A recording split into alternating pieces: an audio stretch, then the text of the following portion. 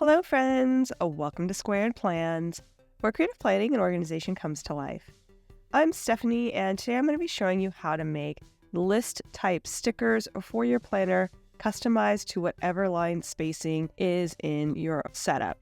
I'll be showing you how to do this in Canva, and hopefully this will solve a lot of questions that I get about how to make your own stat stickers or other stickers for your planners. So, if that sounds good, let's jump in. So the first thing you want to do is open up Canva and then create a template that is sized to whatever planner page size you're going to be working with. I use a Happy Planner Classic size, so I'm going to put in the width and the height of 7 inches by 9¼ inches and create a new design. So once you've got that set up, you want to upload an image of your planner page. Now, you could take a picture of your planner page. That will work just fine. If you actually have a digital version, even better. So it's nice and clean and the lines are straight, but just try to get it as squared as possible when you take your photo. Once you've imported that into Canva, you want to go ahead and drop it in, and then line up the page edges as closely as possible to the size of the document. It doesn't have to be perfect, but you want it to be at the actual page size so that when you make your list stickers, those lines are in the same spacing. Next, you want to drop in some text. So there's a text button there and the menu on the side. Go ahead and grab that and then drop in one box of text. I'm going to go ahead and recreate my stat stickers as an example, but again, you could do this with any kind of a list you want to make for your planner when you want to do stickers or something else that you're going to be using repetitively over the course of the week or month or however you have it set up. So I am setting this up with the steps first. And one thing to note is that I had the alignment at the top in a center alignment. Because I want all of these stat stickers to be left aligned, it would have been a little bit better for me to start with the very first one that I copied and pasted being left aligned, so I don't get this like centering now, as you can see on the text. I'll go back and realign them, but just FYI, whatever you want it to be, start with that before you start copying and pasting down your text as you go. In order to position them just perfectly so that the spacing is very consistent, select all of your elements and then click the Align tool and adjust the spacing out inside of the lines. So you can do it by hand. It'll auto space it for you to be spaced as you start copying and pasting, as you can see. And once you've got it where you think it's good, but maybe not perfect, go ahead and select all of the text at once and make it into a group if you like, and then you can actually shrink it down a little bit just to tweak it if you feel like that's what you need to do. So once you have your first set aligned to your lines, you can group it and then paste it multiple times onto your sheet. And there I was showing you how you would maybe have it on your actual sheet, but for our purposes, we're going to be making multiples of these. So we don't need it to be actually on the sheet itself. We are going to take it and make a master label sheet that we're going to be able to cut down and place in individual stickers.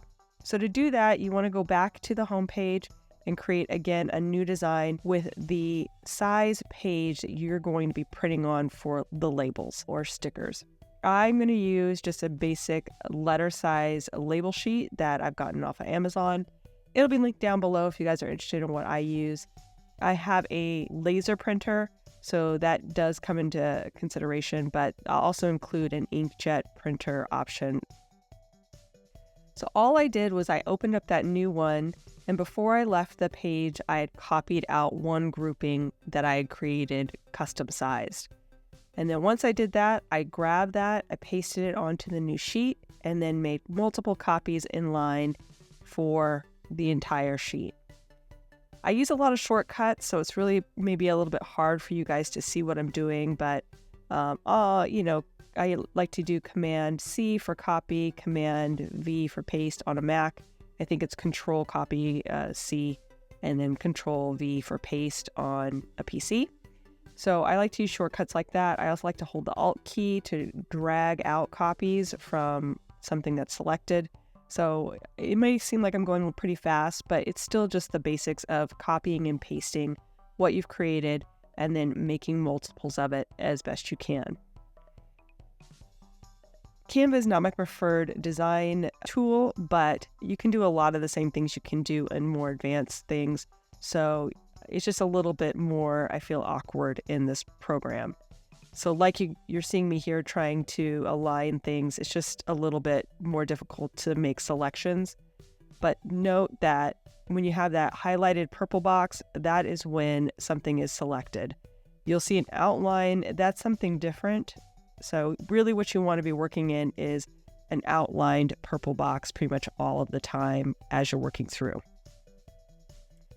So I've already set this up with multiple copies, and I like to do them in sets of 7 for 7 days of the week. So I did 2 groups across the page of 7, so 14 all the way across, and then just copied as many as I could down the page to fill it. Now, some things you can do here are you can customize the color of the text, which I'm doing now. And as long as I have the grouping in the purple box selected, it does give me the option to select the color. So just keep that in mind. If you're having trouble finding the tool that you need to change the font or change the color, you have to have that purple box kind of fully selected, and the items need to be grouped if you want to do multiple items. That makes sense. So I went ahead and created the sheet with a rainbow pattern on one side, each with an individual color, and then all black on the opposite side. And I'm just trying to make sure everything's as aligned as possible. One thing to note is that your printer probably has limitations on how far it can print to the edge. Know that before you go in, and make sure that you are giving yourself enough margin on all of the edges so that your printer won't cut anything off. I know my printer has a pretty good span, so it can go to about 1/4 of an inch on all sides. I'm eyeballing it here, but it looked a little tight, so I tried to move some of the groupings a little closer together just to make sure that nothing gets cut off there on the edge. You can also make adjustments as you're spacing things out if you want to condense the spacing. If it's not working where you're getting everything you want and taking full advantage of your label paper, you can try changing the fonts and the sizing of the text to make it more condensed, something like that, where it gives you a little bit more breathing room in and around your list stickers. Okay, so the last step is to export the file. So I'm going to go ahead and export it as a PDF. And it's a PDF for print, is going to give you the best quality and the highest resolution for your text. So once you've downloaded that, you'll open that up into Adobe Acrobat, and we'll go from there. Now, you could print this in default programs that will open up the PDF file. I prefer to use Adobe Reader or Adobe Acrobat if you have it. It just gives you the best control over your printing, specifically for PDFs. So if you don't have that on your computer, it is free, and I highly recommend downloading it. So as you can see, when you go into the print menu, there is a grayed out area in the preview that shows you kind of where your margins are. That's the default. I go into page setup and then always select my printer so that I can get the maximum width of margin around my page. And as you can see, it just barely fits within those margins, so I think we'll be good to go. I also want to make sure that it's printing at actual size so that it's not shrinking down the text in any way. Then I'll go into my printer settings and get it set up for printing these labels. I have a preset already ready to go, which will print from my multi-purpose tray. So I'm just checking to make sure everything looks good. I have it set to color, but to select automatically. I did have some problems with this because I just recently downloaded Reader so I could show you guys in the Reader format and not in Acrobat. And I didn't notice that the print in grayscale black and white was checked off there at the top of the print menu. So I kept getting a grayscale printout and didn't figure that out until like 1 or 2 prints in. So just make sure that that's unchecked if you're doing any color. Again, having actual size, orientation, auto is usually safe. It'll center everything together.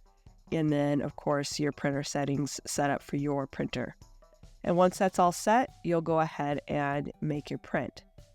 Now, I did print this and then saw that the text was extra big. I looked at it. It was at size 9.9 or almost 10 point in Canva. And my usual sizing for my stats is actually more of like a 8 point size font. It was a little bit too much for me once I printed it and checked it. So I went back into Canva and I'll show you how you can make adjustments if things aren't quite how you want them on your first run. So now we're back into Canva, and here's where I'm going to change the sizing. So like I said, it was originally at a size 9.9 because I had shrunk it down just a smidge from 10. And then I decided I didn't like that, so I went ahead and changed it to 8. So I did just one grouping just to test things out. I'm also showing you guys how you can change your fonts and things like that over here. I did play around with this, so we're going to skip ahead and I'll just show you what the final output was. But you can, change the fonts on each individual group if you want, or each, get really down to the nitty gritty if you really want to change things up on your list stickers or want something to be bold in one area or something like that. You can definitely customize this however you want. And like I said, we'll go ahead and skip ahead to the main part of the change out.